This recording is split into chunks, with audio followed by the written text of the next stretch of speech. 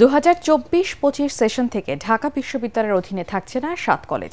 উপাচার্য অধ্যাপক ডক্টর নিয়াজ আহমেদ খানের সঙ্গে 7 কলেজের অধ্যক্ষদের জরুরি বৈঠকে এই সিদ্ধান্ত হয়। তবে চলমান শিক্ষাবর্ষের কার্যক্রম শেষ করবে ঢাকা বিশ্ববিদ্যালয়। আগামীতে 7 কলেজের কাঠামো কেমন হবে তা শিক্ষক ও শিক্ষাবিদদের সঙ্গে আলোচনা করে নির্ধারণ করা হবে বলে জানান ঢাকা কলেজের অধ্যক্ষ AKM ইলিয়াস। সিদ্ধান্তকে স্বাগত জানিয়ে অন্যান্য দাবি মেনে নেওয়ার আহ্বান জানান শিক্ষার্থীরা। বিস্তারিত মাজহারুল হক মুহাজিরের রিপোর্টে।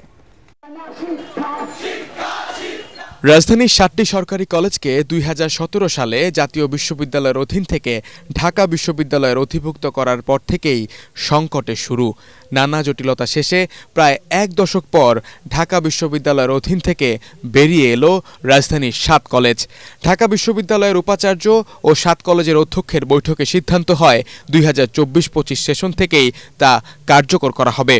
ঢাকা বিশ্ববিদ্যালয়ের সাথে অধিভুক্ত সরকারি 7 কলেজের সম্মানজনক পৃথকীকরণের বিষয়ে সিদ্ধান্ত নেওয়া হয়েছে। আমরা অনারেবল সেপারেশনের পথে যাচ্ছি, যেটি আমাদের ঢাকা বিশ্ববিদ্যালয়ের শিক্ষার্থী এবং 7 কলেজের শিক্ষার্থীদের একটি কমন দাবি। সঠিক প্যাড আর সঠিক তথ্য দিয়ে এসব সামলে নিব এক হয়ে। Monalisa sanitary napkin. যদিও ঢাকা বিশ্ববিদ্যালয়ের এক সম্মেলন কক্ষে হওয়া এই ব্রিফিংয়ে সাংবাদিকদের কোনো প্রশ্নের জবাব দেননি উপাচার্য ডক্টর নিয়াজ আহমেদ খান।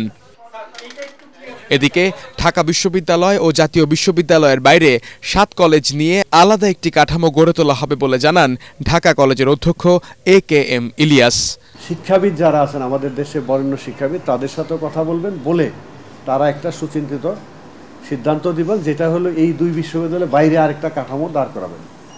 সেটার কি রূপরেখা হবে, কি কাঠামো হবে, এইটা নিয়ে আমাদের সাথে কোনো আলোচনা হয়নি। এমন সিদ্ধান্তের প্রতিক্রিয়ায় 7 কলেজের শিক্ষার্থীরা অভিযুক্ত উপ উপাচার্যের পদত্যাগ দাবি করে বলেন, একটি দাবি পূরণ হয়েছে, বাকিগুলোও অবিলম্বে পূরণ করতে হবে। 6টা দাবির ভিতর একটা দাবি এখন পর্যন্ত পূরণ হয়েছে, সেটা হচ্ছে অধিভুক্ত বাতিল। আমাদের এই অধিভুক্ত বাতিল এটা ছিল আমাদের 6টা দাবির মধ্যে শুধু একটা। এছাড়া আমাদের আরও 5টা দাবি আছে।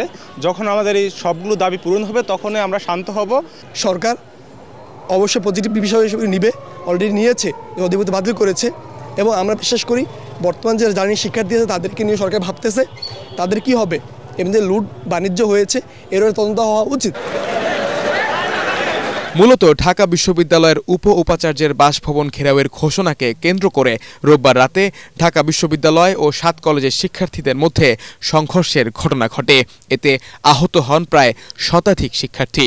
রাতভর উত্তাল ছিল নিউ মার্কেট, নীলক্ষেত এলাকা। মাজহারুল হক মুহাজির, ATN বাংলা, ঢাকা।